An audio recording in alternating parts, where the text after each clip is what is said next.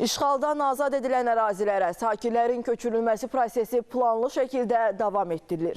Bugün Ağdamdan Xocalının Ballıca kəndinə 15 ailədən ibarət növbəti köç karvanı yola salınıb.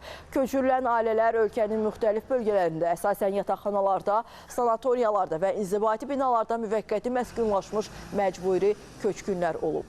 Ümumilikdə isə indiyə qədər Ballıca kəndinə 172 ailə köçürülüb, 811 nəfərin vətən həsrətinə son qoyulub.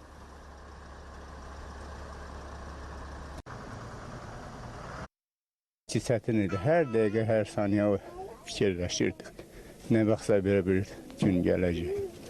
O gün, bugün. Mən oradan çıxanda mənim 20 yaşım var idi. Artıq indi 53 yaşım var. 4 dənə nəvəm var. Gözəl istərdi. Çox çətin, şəraitsiz.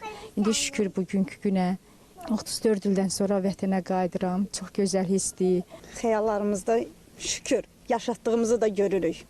Allah can sağlığı versin qazilərimizə, dövlətimizi qorusun. Allah bizə bir də belə pis gün göstərməsin.